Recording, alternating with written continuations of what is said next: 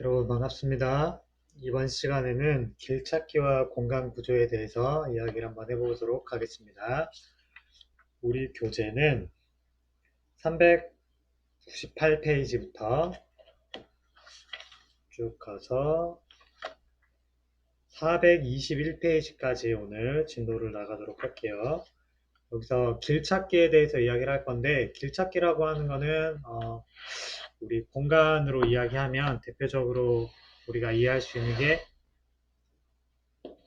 동선계획과 연관이 있어요. 동선계획. 그래서 동선계획이라는 측면에서 여러분들이 생각을 하면서 공간을 어떻게 만들면 좋을지 그랬을 때 우리가 실제로 사용하게 될 사람들이 길찾기에 대해서 어떻게 느낄 것이고 그 다음에 어떤 어려움을 겪고 있는지 그런 문제점들을 또 해결해 주기 위해서는 어떠한 고민을 우리가 해야 할지에 대해서 한번 살펴보도록 하겠습니다.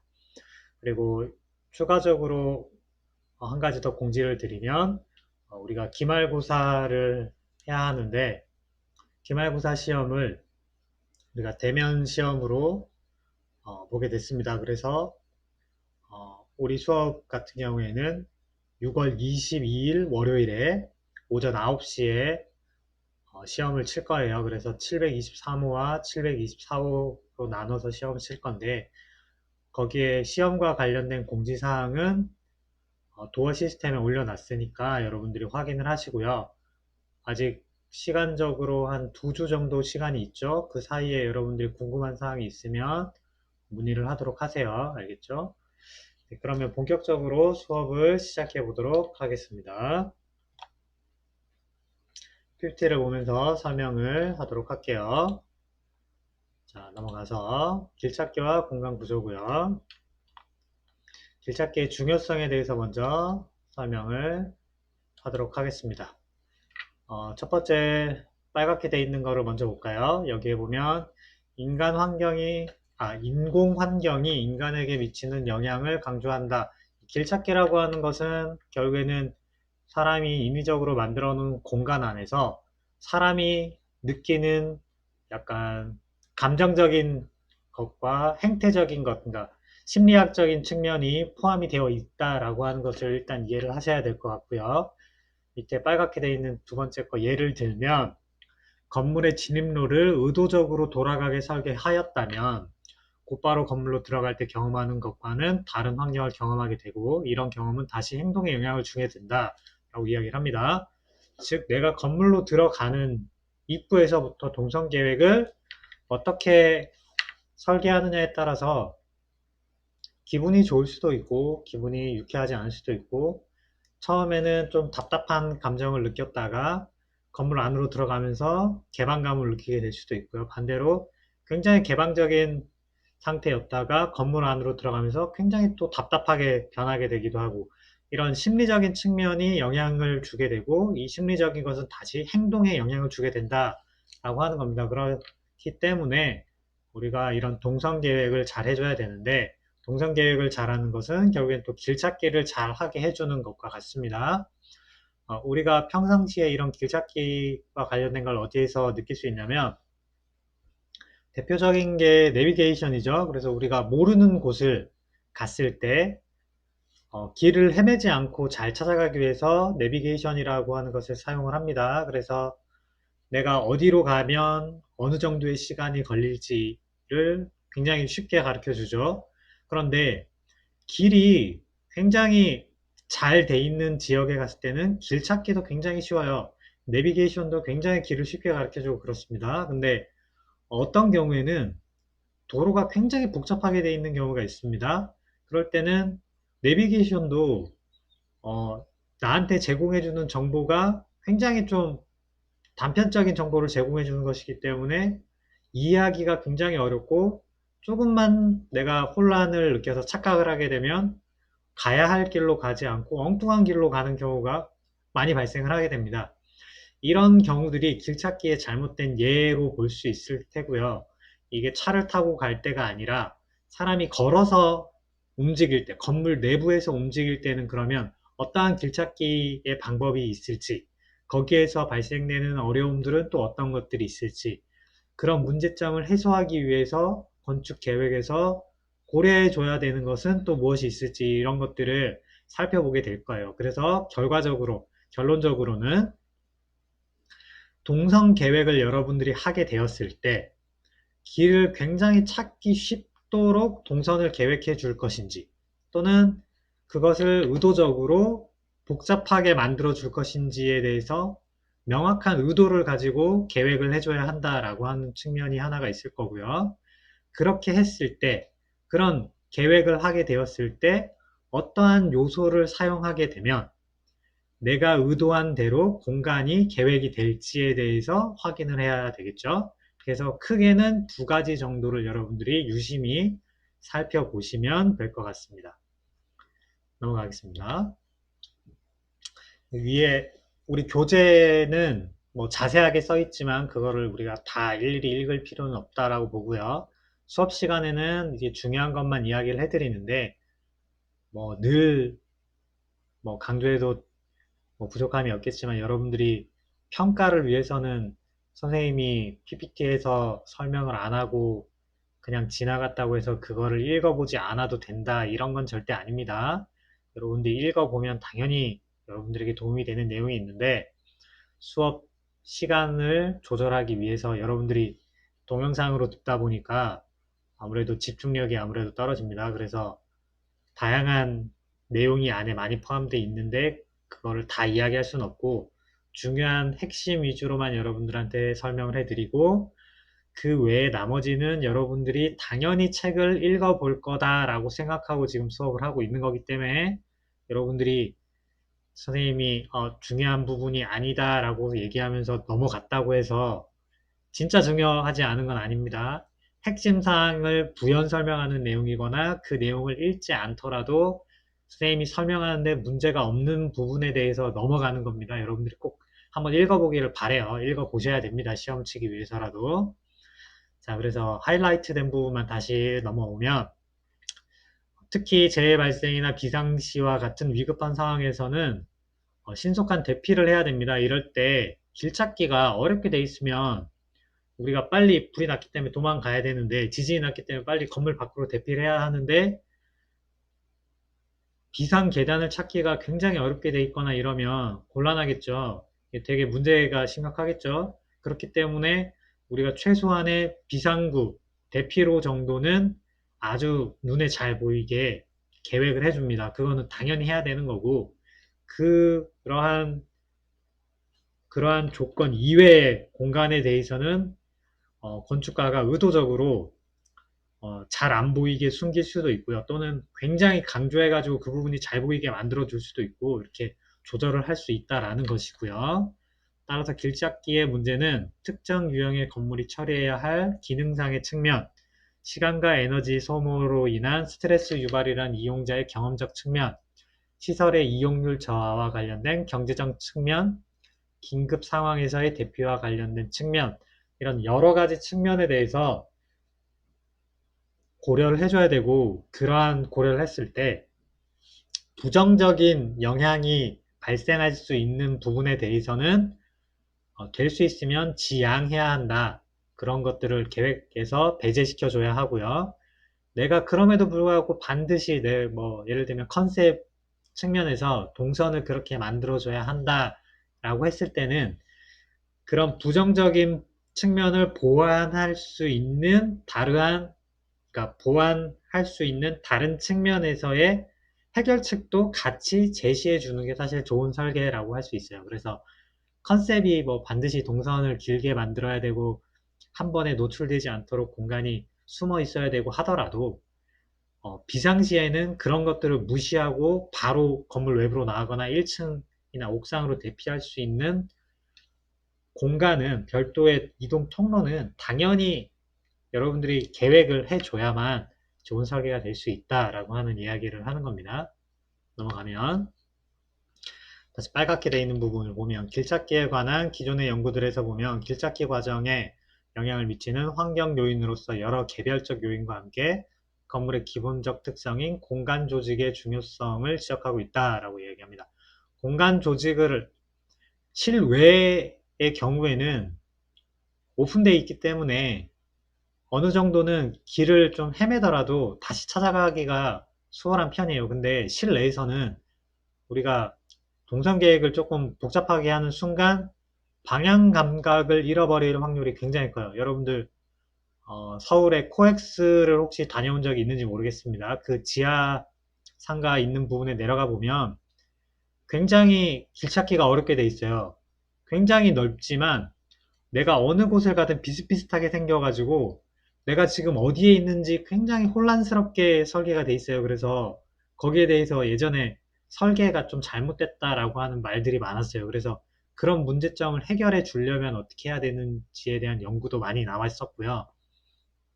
그래서 그런 단점을 보완하기 위해서 구역별로 색깔이라던가 간판을 다르게 지정을 해주고, 그 다음 존을 만들어서 특정 존에는 뭐 의류, 특정 존에는 뭐 화장품, 옷가게 이런 식으로 그러니까 구역을 나눠서 좀 더 사람들이 인지하기 쉽게 만들어주는 그런 것들을 설치하는가 하면 중간중간에 약간 광장 같은 공간이 넓은 홀이 만들어져 있어서 그 공간에서 그러니까 표지판을 보고 찾아갈 수 있게끔 설명해주는 장치들을 배치하기도 하고요. 여러 가지를 가지고 오긴 했어요. 그럼에도 불구하고 사실 그 안에서 그런 장치들이 있어도 헷갈리기가 쉽게 평면이 만들어져 있다라고 하는 것은 기본적으로 공간 조직 자체에 이런 길찾기에 대한 고려가 미흡했다라고 볼 수 있고, 좋은 설계라고 보기는 길찾기 측면에서는 좀 어렵습니다. 그래서 여러분들 같은 경우에 앞으로 설계를 할 때는 그런 부분도 고려가 되어 있는 설계를 해주는 게 좋겠다라고 하는 것이고요.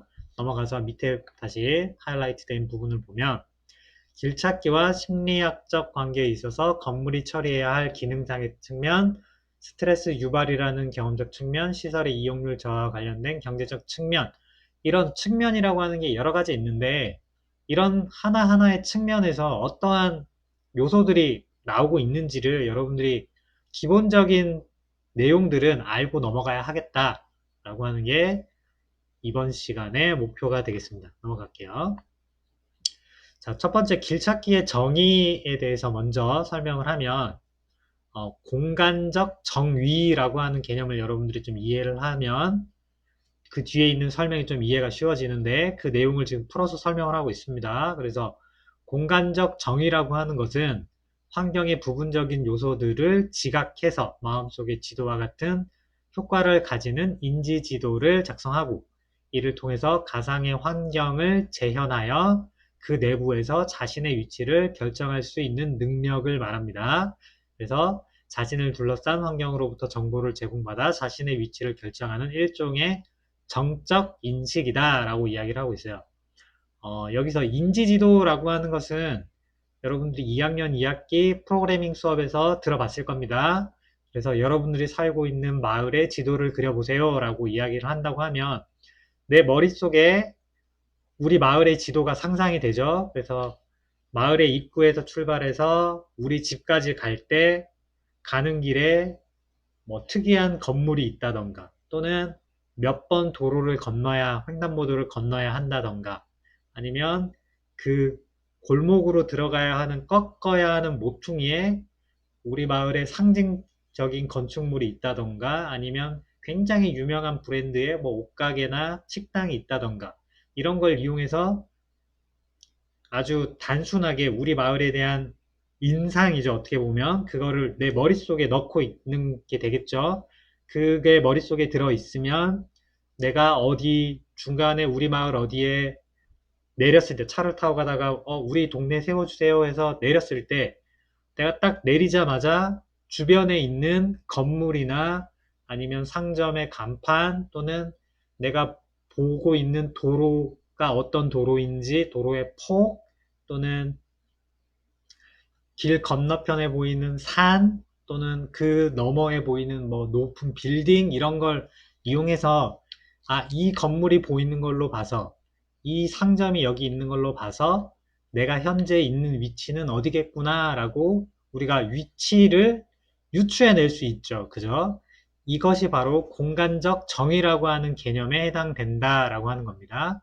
그렇다면 길찾기라고 하는 것은 어떻게 다르냐? 길찾기는 내가 어디에 고정되어 있는 게 아니라 걸어가면서 또는 차를 타고 이동하면서 또는 내가 건물 안에서 계단을 이용해서 올라가면서 또는 내려가면서 엘리베이터를 탔을 때, 에스컬레이터를 탔을 때 등등등의 과정에서 이동을 하면서 내가 원하는 목적지까지의 그 과정을 찾아내는 거죠.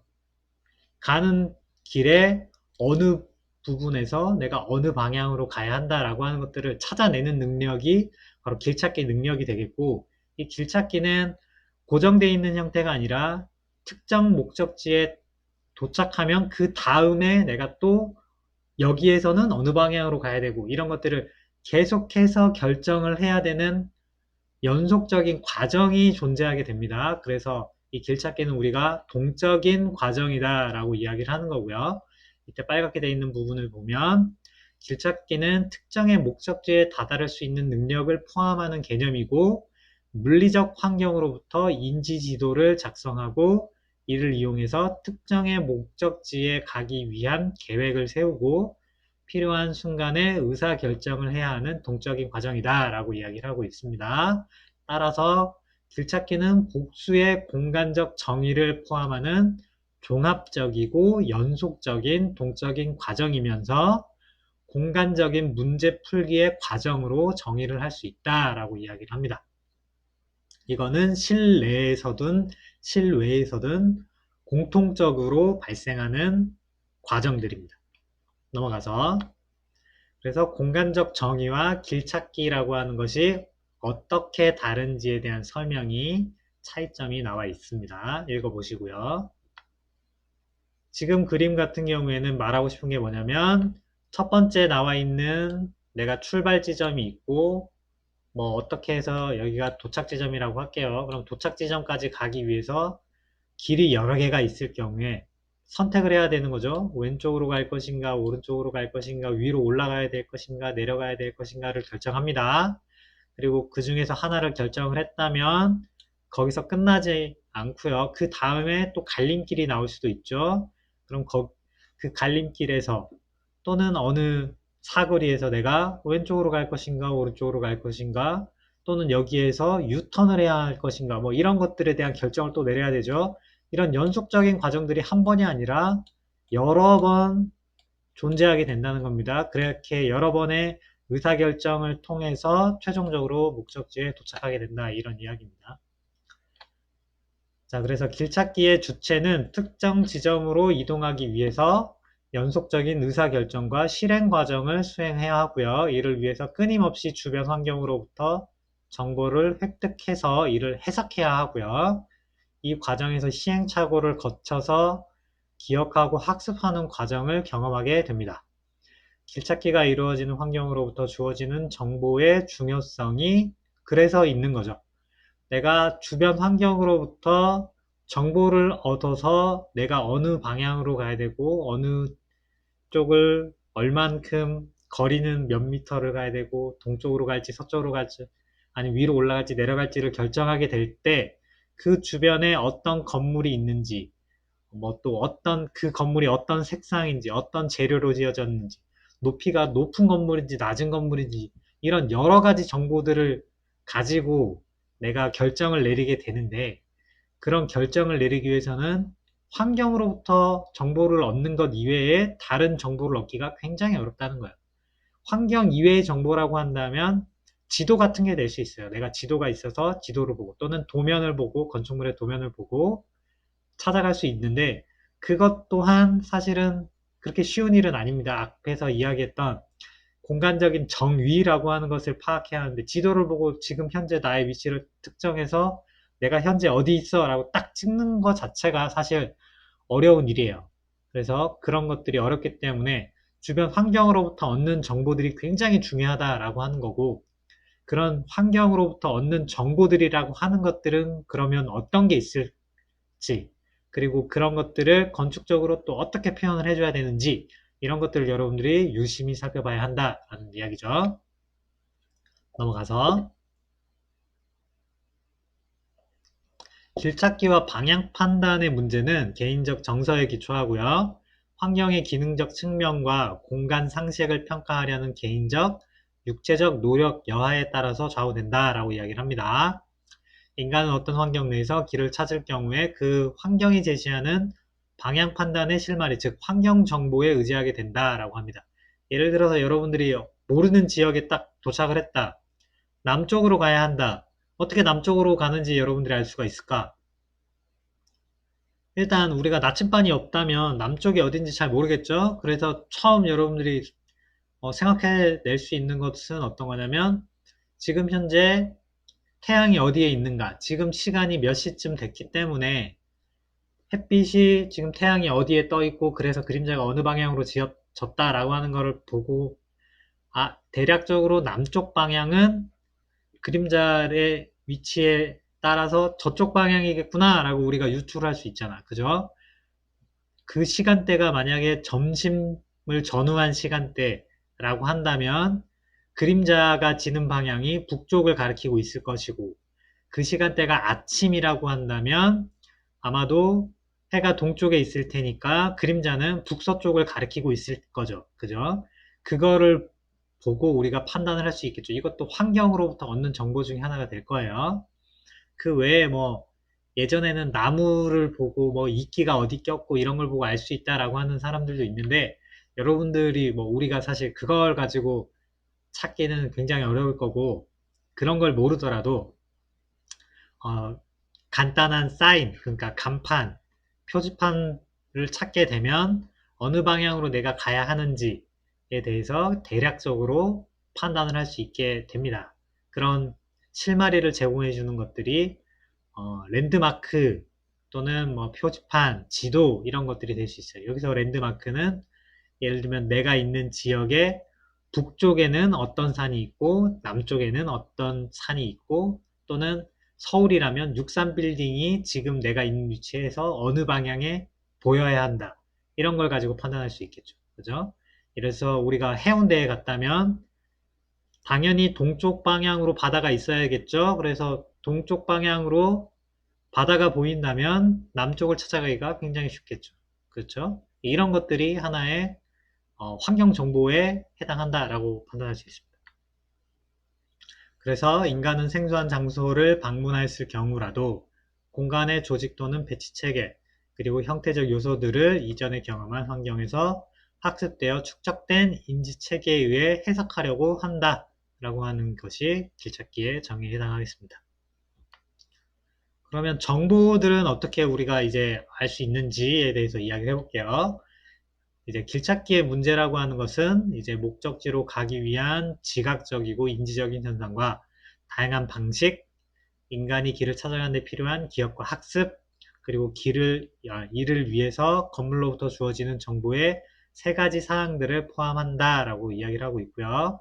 빨갛게 된 부분을 보면 건물의 계획과 관련하여 가장 중요하게 고려되어야 할 사항은 바로 길찾기가 이루어지는 건물과 그 환경으로부터 주어지는 정보일 것이다 라고 설명하고 있습니다.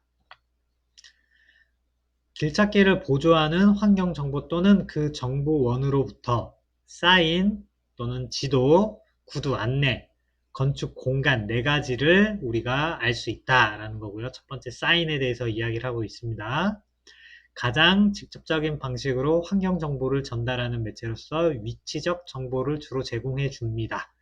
자, 여기에서 사인이라고 하는 것은 여기 보면 밑에 빨갛게 되어 있는 부분 사인, 지도 및 구두 안내 등은 건축 계획적 요인들과는 직접적인 관련이 없는 정보들이라고 할 수 있다. 반면 건축 공간에 관한 정보는 이를 계획하는 방식에 따라 좌우되는 유형의 정보라고 할 수 있다라고 합니다. 그래서 건축 공간이 제공하는 정보는 건물이 가지는 건축적 특성과 공간 구성의 특질에서 유래되는 정보로서 구성, 폐쇄성, 연결성의 세 가지 요소를 포함한다라고 합니다. 여기서부터는 우리가 건축 계획에서 우리가 이해해야 되는 내용들이고요. 그 앞에 있는 내용들은 건축이 공간이라고 하는 것들과는 관련이 없는 내용들이다 라고 하는 것이지만 중요는 합니다. 예를 들어서 사인이라고 하는 것은 대표적인 게 표지판, 안내판 뭐 이런 것들이 될 수 있겠죠. 그 다음 지도는 관광지 같은 곳에 가면 지도가 나오죠. 안내지도. 그런 지도 또는 안내원, 인포메이션 같은 데 찾아가 보면 설명해 주신 분들이 있죠. 그런 분들에게 물어볼 수 있죠. 이런 것들이 우리가 그 길찾기를 위해서 얻을 수 있는 환경 정보의 대표적인 것들이 되겠다라고 설명할 수 있습니다. 자, 넘어갈게요. 그래서 어느 쪽으로 가야 되는지 나오죠. 여기 보면 양떼 사진, 여기 양떼 목장입니다. 양떼 목장으로 가려면 이쪽 방향으로 가세요. 그 다음에 지금 여기는 같은 방향으로 표시가 되어 있지만 예를 들어서 반대쪽으로 이렇게 표시가 되어 있는 경우도 있죠. 이렇게 표시가 되어 있으면 내가 산책로로 갈 것인지 체험장으로 갈 것인지에 따라서 방향을 선택할 수 있겠죠. 그 다음 이런 지도가 있어서 예를 들면 청첩장 이런데 이런 지도가 많이 보이죠. 그래서 찾아오시는 길 하면서 표시가 나와 있습니다. 그래서 길 자체를 완벽하게 똑같이 만들어 놓은 게 아니라 아주 대략적으로 간단하게 만들어 놨죠. 심플합니다. 이렇게 만들어 놓은 게 약간 어떻게 보면 인지지도와 유사해요. 그래서 중요한 눈에 잘 보이는 좀 특징적인 것들만 여기에 표시를 해주게 되면 이것만 보고도 충분히 사람들이 찾아올 수 있다라고 하는 거기 때문에 이렇게 단순화 시킬 수가 있는 거죠. 그래서 예를 들면 광화문이 있고 시청 방향이 있면 내가 여기에 만약에 서 있다면 광화문이 보이는 방향으로 갈지 또는 시청 방향일지는 광화문이 보인다 안 보인다 하나만 알아도 우리가 알 수 있겠죠. 그래서 그걸 보고 판단을 하는 거고요. 내가 가는 곳이 만약에 여기 조계사라고 되어 있는 여기라면 내가 지하철을 타고 여기 내렸어. 그죠? 내렸습니다. 딱 내려서 밖으로 나왔더니 저쪽 끝에 광화문이 보이네. 그러면 광화문 쪽으로 걸어가다 보면 되겠구나 라고 생각하고 쭉 걸어갈 겁니다. 걸어가다 보니 대사관이 보이네. 그럼 대사관이 보이면 여기에서 꺾으면 되겠구나 생각하고 이렇게 꺾겠죠. 그리고 내가 얼만큼 가야 될지 모르기 때문에 계속 갈 거예요.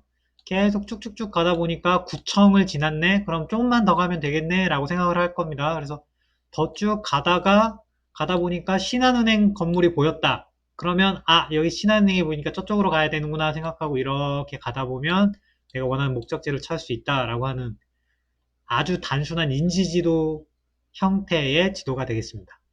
오히려 이런 방식으로 길을 찾기 하는 게 우리가 일반적으로 알고 있는 지도를 꺼내놓고 찾는 것보다 사실 쉽습니다. 그래서 이런 방법도 굉장히 좋은 방법 중에 하나예요.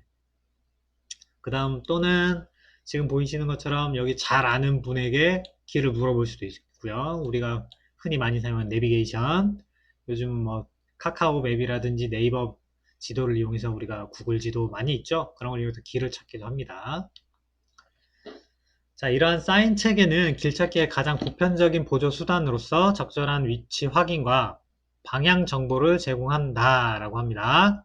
그래서 평면 구성 형태는 이용자가 용이하게 그리고 비교적 정확하게 그 공간 구성의 이미지를 떠올릴 수 있는 건물의 평면 형태를 의미하고요. 평면의 단순성은 길찾기의 결정적인 요소로 작용하고요. 건축적 차별성은 특정 지점이나 영역이 가지는 건축적 특질의 차별화로서 길찾기 과정에서 인식을 용이하게 하거나 반복, 사용 시 기억을 쉽게 떠올리게 해줍니다.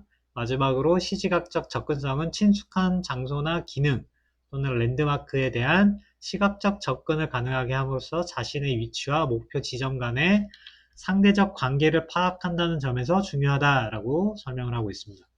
여기 나오는 평면의 단순성, 그리고 건축적 차별성, 시지각적 접근성 이렇게 세 가지가 길찾기에 굉장히 중요한 요소다라고 설명을 하고 있습니다. 이것은 지금 설명은 건축계획상에서도 어떻게 보면 도시계획적 측면에서 설명하는 거라고 이해할 수 있어요. 뒤에 가면 건축 실내 공간에서는 또 어떤 식으로 이런 것들이 달라지게 되는지에 대한 게 나오니까 한번 유심히 보면서 비교를 해 보시기 바래요. 넘어가서 시각적 접근성이 전통적인 사인 체계에 비해서 월등한 효과를 가진다라고 이야기를 많이 해요. 그래서 제한되어진 환경 정보를 단순화시키면 사인과 지도 등에 의한 표시적 정보와 건축 공간을 통한 인식적 정보란 두 가지 유형으로 나눌 수가 있고요. 여기서 표시적 정보는 사인이나 안내판, 지도 등을 포함하는 포괄적인 의미로서 언어나 도식의 형태로 주어지는 모든 정보를 이야기합니다. 그리고 길찾기에 있어서 건물의 내부 공간 배치가 보다 본질적이고요. 사인이라고 하는 것은 생각했던 것만큼의 효과는 없고 보도적인 역할 이상을 기대하기 어렵다라고 지적되어집니다.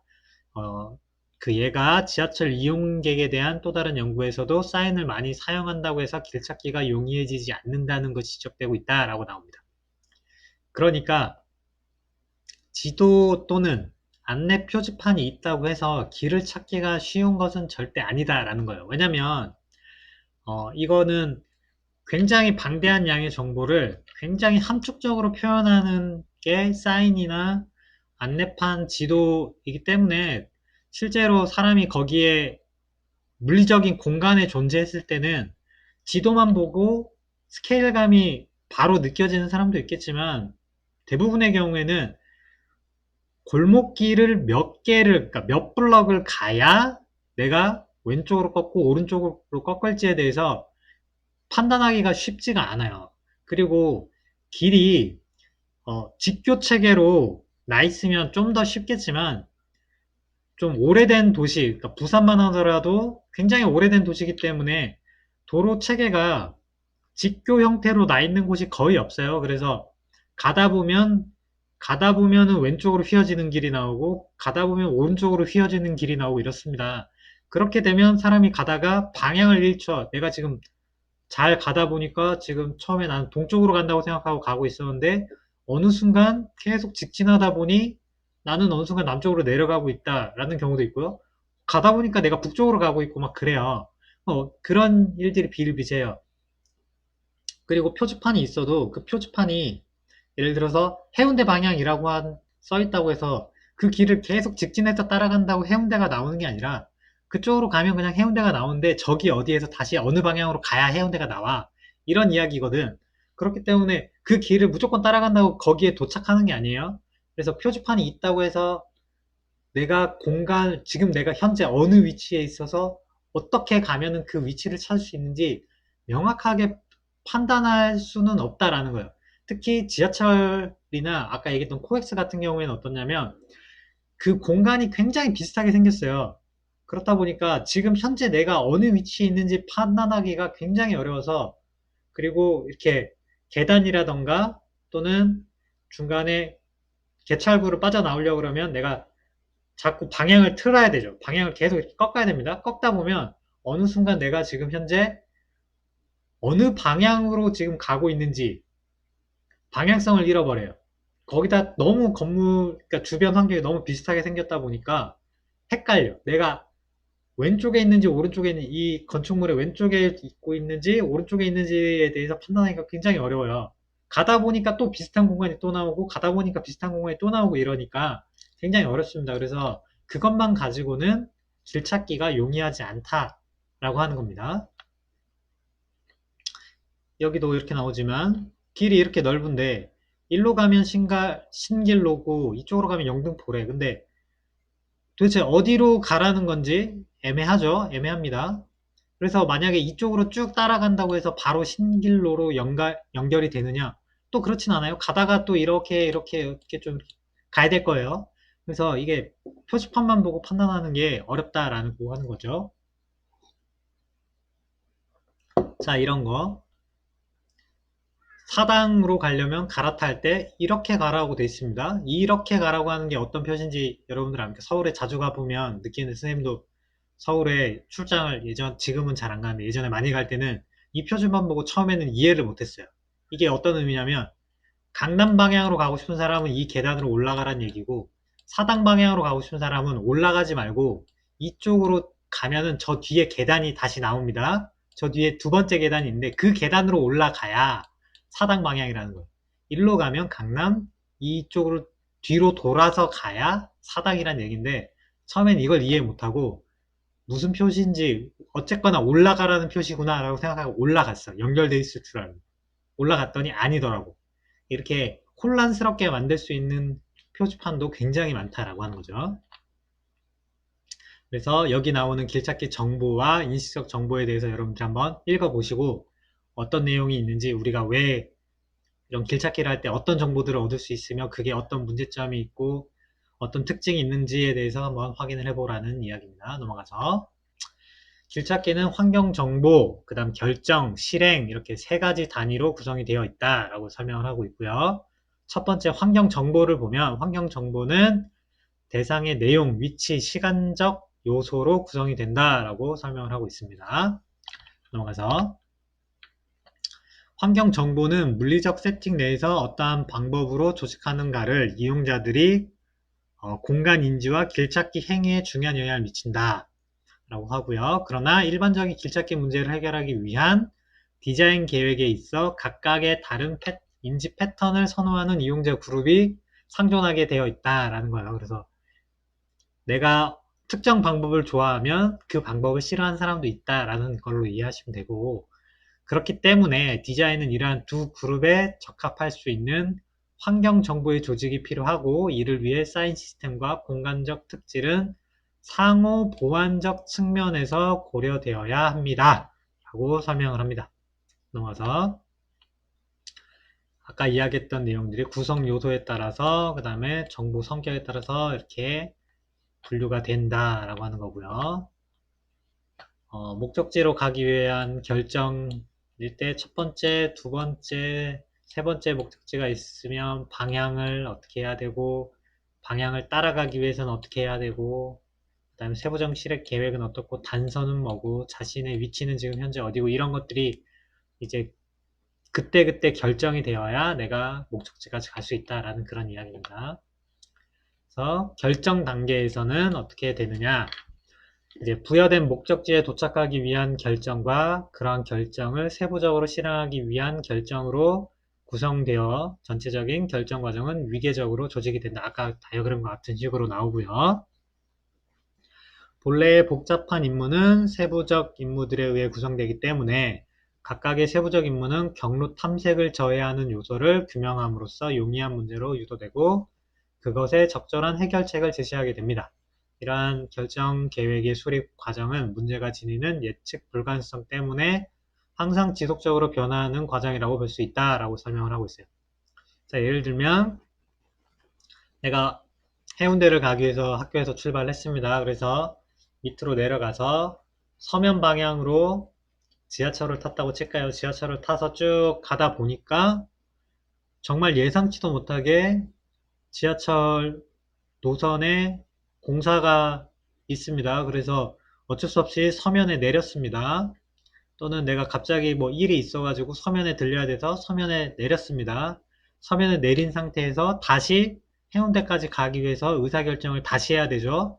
내가 내려가서 다시 지하철을 탈 것인가, 또는 버스를 이용할 것인가, 택시를 탈 것인가, 다시 결정을 해야 되죠. 그러면 만약에 버스를 이용할 거라면 지금 내가 내린 위치에서 길을 건너가서 타야 될 것인가, 또는 지금 방향에서 타야 될 것인가. 그렇다면 내가 지금 방향에서 탈 거라면 오던 방향으로 더 걸어가서 첫 번째 나오는 버스 정류장에서 탈 것인가, 아니면 오던 방향에서 뒤로 돌아가서 버스 정류장에서 탈 것인가, 또는 여기에서 내가 첫 번째 나오는 골목에서 교차로에서 꺾어서 그곳에서 버스를 탈 것인가, 여러 가지 의사결정을 내려야 되겠죠. 그죠?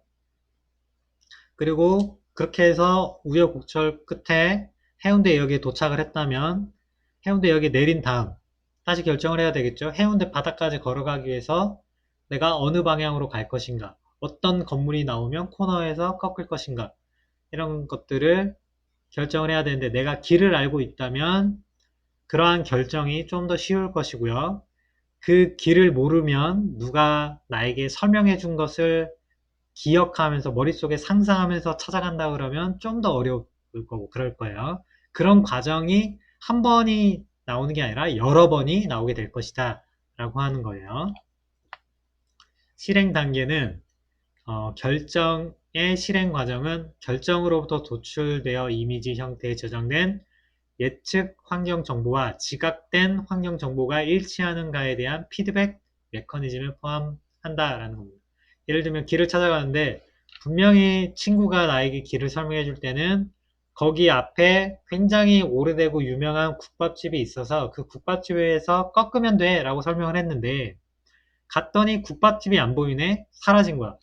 그 국밥집가 이전을 했어요. 다른 곳으로. 그래서 그 지역이 원래 있던 자리에 뭐 화장품 가게가 생겼어. 그러면 내가 원래 알고 있던 정보와 달라졌죠? 그러면 정보가 일치하지 않습니다. 그러면 뭔가 다음 결정을 위한 피드백을 다시 한번 해봐야겠죠? 그러면 주변 설명에 대해서 내가 들은 정보들을 다시 조합해서 주변 환경으로부터 얻은 정보를 조합해서 내가 어느 지점에서 그러면 코너를 꺾을 것인가. 지금 어느 지점에서 꺾어야 할지 정확하게 내가 판단할 수 없기 때문에 더 갈 것인가. 아니면 정확하진 않지만 지금 꺾어서 더 간 다음 그 앞에서 다른 대상을 보고 내가 판단하고 거기서 다시 길을 찾아볼 것인가. 이런 결정을 내린 거에 대해서 실행을 하면서 실행 과정에 생긴 정보를 이용해서 다시 결정을 다시 내려야겠죠. 그죠? 이런 것들에 대한 게 해당됩니다. 그래서 만약 결정으로부터 예상된 이미지가 지각된 환경 정보와 일치하면 실행을 위한 결정은 바로 행위로 변환이 됩니다. 그러나 일치하지 않을 경우에는 새로운 결정을 해야 한다라는 게 이 내용입니다. 그래서 실행의 과정은 지금 보여드리는 이미지와 같이 결정이 된다라고 하는 거고요. 길찾기 문제는 환경, 그 다음 인지와 관련된 공간적 정의와 실제적인 길찾기 문제를 해결하기 위한 의사결정 및 실행 과정이 수반되는 포괄적인 문제라고 볼 수가 있다고 이야기를 합니다. 그래서 인지 단계에서 그 다음에 행위 단계에서 이루어지는 게 차이가 있다라고 하는 거죠. 도시적 차원에서의 길찾기라고 하면 5가지 요소, 그래서 가로, 경계, 분구, 결절점, 랜드마크 이렇게 5개가 있어가지고 도로의 이미지를 결정하는 중요한 요소들이라고 주장을 하고 있어요. 이거는 길찾기에만 해당하는 게 아니라 여기 나온 5가지는 도시 계획을 할 때 사용하는 5가지 요소들입니다. 그 요소들을 가지고 도시에서 길찾기를 할 수 있다라고 지금 설명을 하고 있는 거예요. 그래서 가로라고 하는 것은 관찰자가 일상적으로 또는 우연히 지나갈 가능성이 있는 길줄기를 뜻한다라고 하는데 뭐 쉽게 얘기하면 그냥 길이라고 보면 돼요. 사람이 갈 수 있는 길, 배가 갈 수 있는 길, 차가 갈 수 있는 길 어쨌거나 지나다니라고 만든 길들은 전부 다 가로야. 그 가로가 뭐 주변에 상가가 있든 상가가 없든 숲속을 통과하든 상관없어. 그냥 길이 나 있으면 그거는 다 가로야. 그렇게 이해하시면 돼요.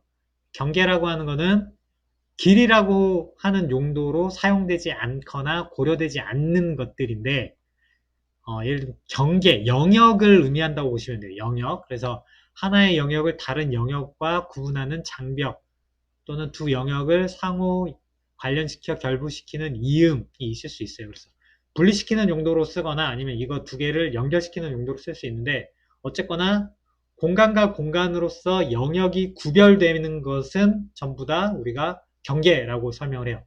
자, 예를 들면 지금 보면 여기 건축물이 있고요. 그 다음에 공원이 있으면 이거 2개가 이렇게 따로 분리가 되어 있으니까 지금 하나의 경계가 여기 이렇게 생겼습니다. 이 2개를 구분하는 경계가 생겼어요.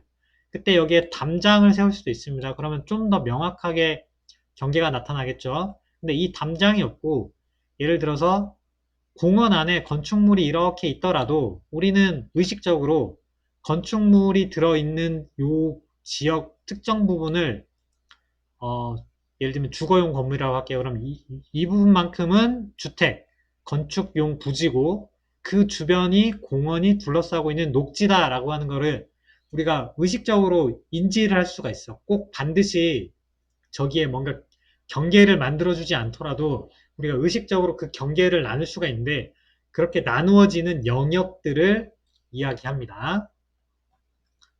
그 다음 이렇게 해서 뒤에 설명을 할게요. 그래서 분구라고 하는 것은 이제 비교적 큰 도시 지역을 이야기하고요. 관찰자가 그 내부에 들어갈 수도 있고 내부의 각체에 무언가 공통적으로 독자적인 특징을 가지고 있다고 인식되어진다라고 이야기하는데 분구를 결정짓는 물리적인 특징은 테마입니다. 테마가 연속되는 것이다 라고 이야기를 해요. 그래서 여기도 보면 예를 들면 이런 겁니다. 이 넓은 지역에 여기는 주택 지역만 쭉 연결이 되어 있다. 그러면 여기는 주거 지역이다. 그러니까 얘보다 더 큰 영역입니다. 얘보다 얘가 훨씬 큰 개념이에요. 이렇게 해서 얘는 주거 지역이구나. 근데 여기에 나무가 심어져 있는 공원, 하천이 있고 공원이 있고 뭐 체육공원이 있고 이렇게 쭉 해가지고 여기는 녹지가 조성되어 있는 지역이구나 해서 이 전체는 약간 녹지, 예를 들면 뭐 개발 제한 구역 같은 그런 구역이구나, 산림 지역이구나 라고 하는 걸 파악하는 거고요. 그 지역을 지났더니 여기는 계속 공장들만 쭉 있네. 그럼 여기 공장 지역, 공장지대구나.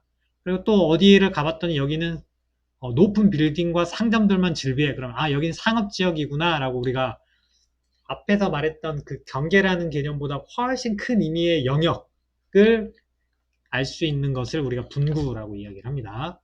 결절점이라고 하는 거는 그런 것들이 만나는 지역이라고 보시면 돼요. 그래서 거의 모든 도시 이미지에서 반드시 발견되는 것이며 그것이 가장 지배적인 요소가 되기도 하는데 뭐 내용은 비슷하게 써 있는데 결절점은 만나는 곳이라고 보시면 됩니다. 예를 들어서 여기 있는 상업지역과 주거지역이 만나는 특정한 지역이 있으면 여기가 결절점이 되는 겁니다. 이거는 도로가 서로 만나도 여기가 결절점이 되는 거고요. 어떤 지역과 지역이 만나도 그 부분은 결절점이 됩니다. 그래서 결절점이라는 개념이 있고요. 그 다음 랜드마크라고 하는 것은 여기 보이는 것처럼 다른 거에 비해서 유별나게 눈에 잘 보이는 형태라고 보시면 돼요. 이거는 사실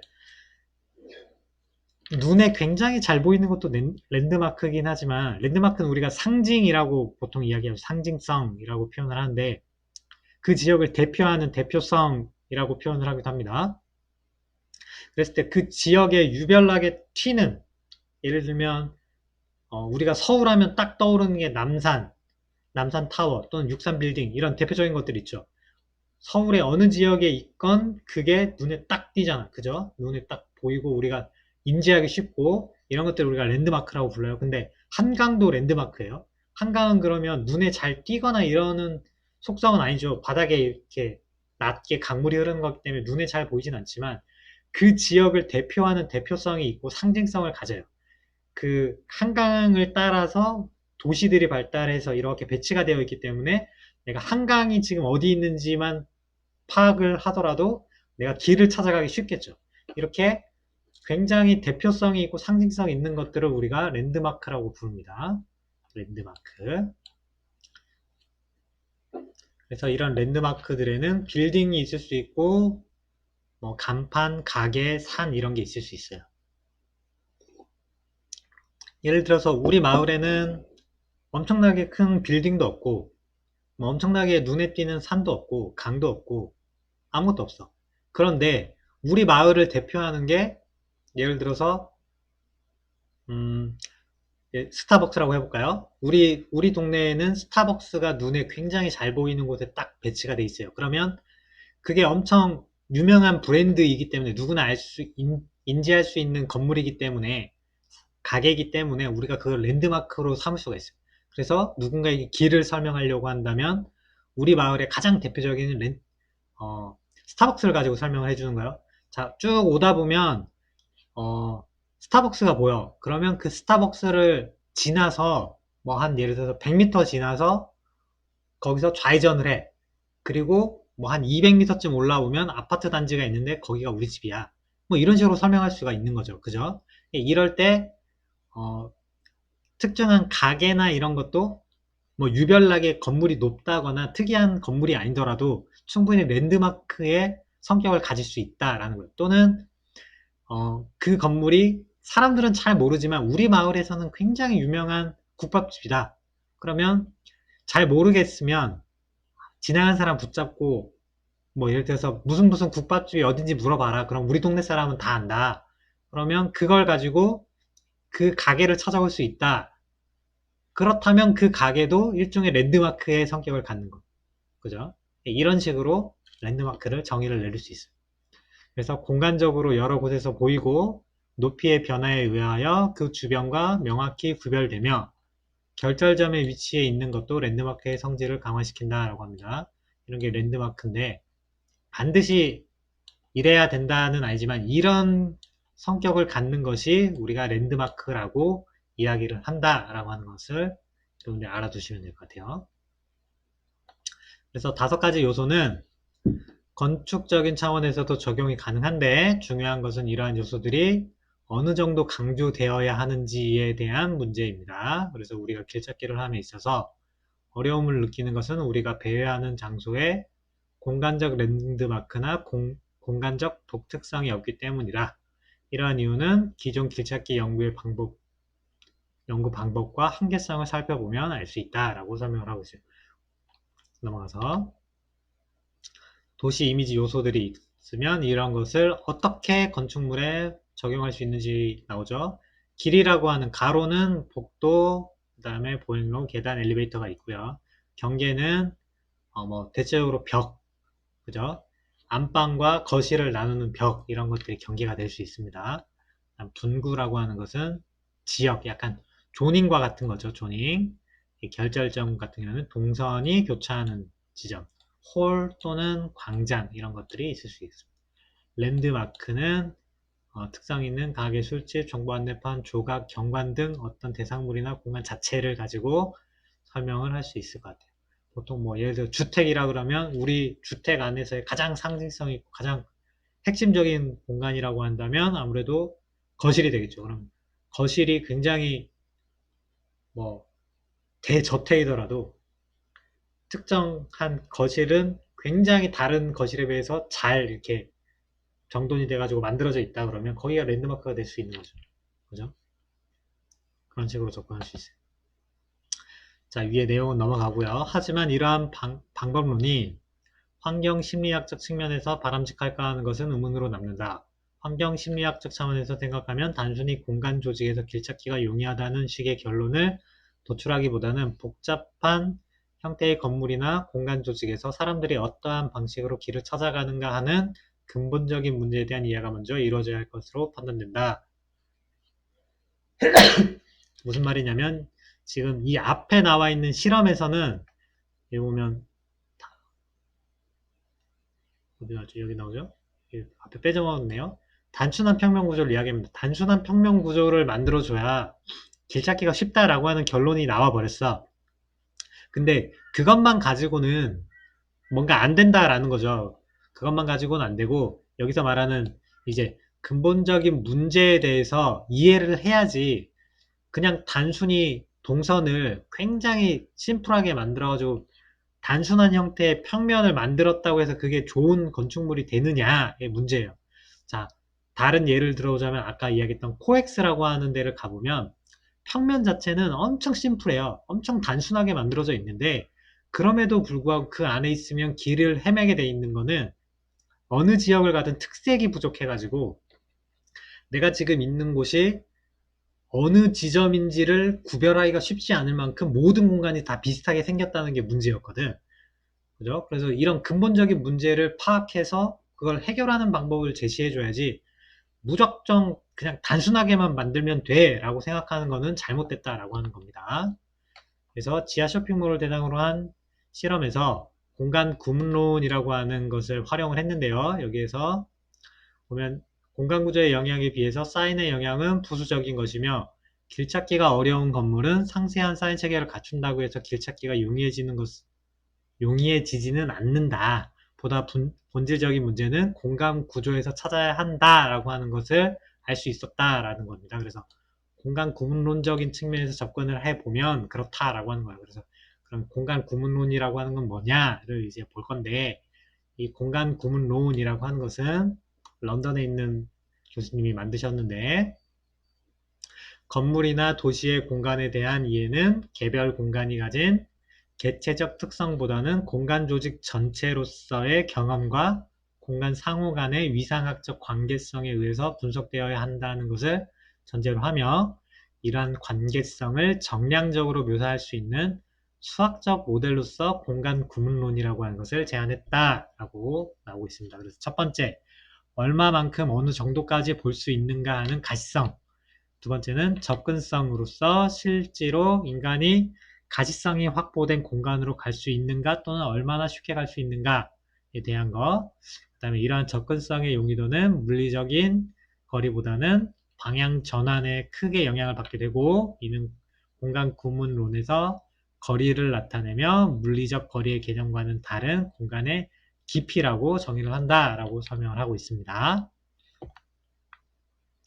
그래서 분석 방법이 있는데, 축선 분석 방식은 전체 공간 조직을 통해서 가능한 길을 나타내는 직선의 조합으로 표현하는 것이고요.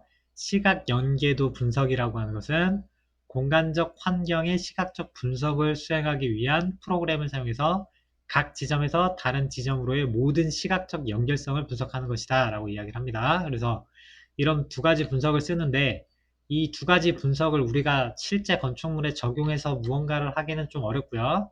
이거는 도시 계획 측면에서 활용을 해야 되는 내용들이고, 그 안에 있는 세부적인 것들만 우리가 판단을 해서 보면 되는데, 첫 번째 연결도라고 하는 게 있습니다. 그래서 연결도는 특정 공간에 직접적으로 연결된 다른 공간들의 개수를 표현하는 거예요. 이 공간에 몇 개의 주변 공간들이 연결되는지를 판단하는 겁니다. 그래서 이게 좋다라고 하는 것은 연결성이 굉장히 좋다라고 하는 거죠. 어떻게 보면 접근성도 굉장히 좋다라고 볼 수 있는 겁니다. 다음으로 통제도라고 하는 게 있어요. 그래서 통제도는 특정 공간이 주변 공간과 연결되어 있는 정도를 말하는데, 통제도가 높다라고 하는 것은 주변 공간을 가기 위해서 반드시 거치게 되는 정도가 높다라고 하는 거예요. 예를 들면 광장 같은 공간이에요.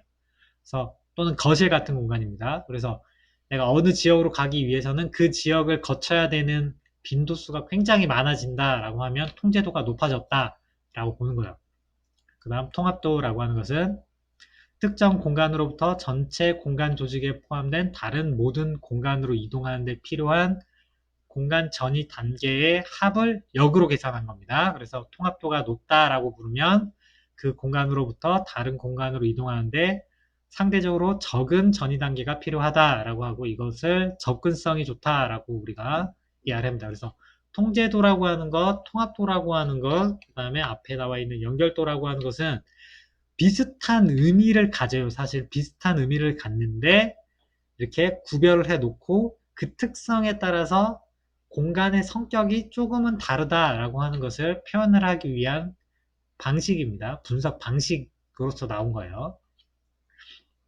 그럼 모든 공간에 대해서 이 세 가지를 적용해 보면 얼마나 공간이 효율적으로 잘 배치가 되어 있는지 판단할 수 있다라고 하는 의미가 되겠죠. 이거는 도시적 측면에서만 가능한 게 아니라 건축 계획, 그러니까 건물 내부에서도 충분히 이거를 분석해 볼 필요가 있어요.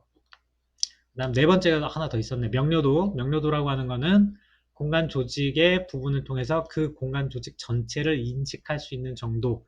내가 여기서 우리 건물 전체를 바라봤을 때 얼마나 이해가 되느냐, 이런 것들을 알 수 있는 겁니다. 넘어갈게요. 그렇게 해서 이용자 행동의 분석 및 예측이 가능하다라는 거죠. 이용자 행동의 분석 및 예측을 잘 해야 우리가 동선 계획을 잘 해줄 수 있고 건물이 좋아지는 거죠. 건물의 쓰임새가 좋아지는 겁니다. 근데 이러한 행동을 분석하고 예측하는 것을 우리가 그냥 상상으로 그냥 이렇게 사람들이 하지 않을까라고 해서 계획하는 게 아니라 앞에 이야기했던 명료도, 통합도, 통제도, 연결도라고 하는 개념을 여러분들이 생각하고 그거를 다이어그램화 시키고 또는 분석을 해서 평면으로 구현을 해줘야 실제로 우리가 예측한 방식대로 건물이 쓰여질 확률이 높아진다라는 겁니다. 읽어보면 공간 조직의 위상학적 분석을 통해서 이용자들의 공간적 분포의 상관관계에 대한 예측이 가능하고요. 이는 특정 건물이 이용자들에 의해 사용되어지는 방식에 대한 보다 구체적인 예측이 가능하다라고 하는 것입니다. 그래서 통합도가 높은 공간에 보다 많은 이용객들이 분포하게 되며, 이는 이용객들이 건물의 내부를 움직이는 과정에서 거리가 짧은 복도나 공간을 선택하기보다는 보다 통합도가 높은 공간을 선택한다는 것을 의미한다. 통합도의 평균값 또는 명료도가 높을수록 이용객들이 보다 용이하게 건물과 그 공간 조직을 이용할 수 있으며 이는 이용객들이 건물의 모든 부분을 골고루 방문하고 이용하게 될 확률이 높아진다는 것을 의미한다 라고 설명을 하고 있습니다. 그렇다면 우리가 공간을 얘기할 때 뭐 사적 공간이 있고 공적 공간이 있으면 사적 공간 같은 경우에는 통합도 부분을 떨어뜨려 버리고 그죠? 그 다음에 공적 공간은 통합도를 높여주면 이런 것들이 자연스럽게 공적 공간으로 사람들이 많이 이용하고 사적 공간으로는 사람들의 이용도가 떨어지게 되겠죠. 이런 거 자연스럽게 동선계획도 하면서 공간 조닝도 할 수 있겠죠. 그런 의미에서 이거를 우리가 분석해 볼 필요가 있다라는 거죠. 예시가 이렇게 나와 있습니다. 한번 살펴보시고요. 이렇게 해서 우리가 길찾기와 공간 구조에 대해서 설명을 쭉 들었고 이걸 이용해서 여러분들이 설계에 어떻게 적용할 수 있는지에 대해서도 설명을 간략하게나마 해드렸습니다. 그래서 여러분들이 설계를 할 때 앞에 설명했던 내용들을 한번 생각해보고 상기하면서 조닝을 하실 때, 그 다음에 프로그래밍 과정에서 계략적인 평면 구획을 할 때 지금 있는 방법들을 적용해서 설계를 하시면 좀 더 좋은 설계를 할 수 있게 여러분들의 실력이 향상될 거라고 생각을 합니다. 자, 오늘 수업은 여기까지 하겠습니다. 고생 많았습니다.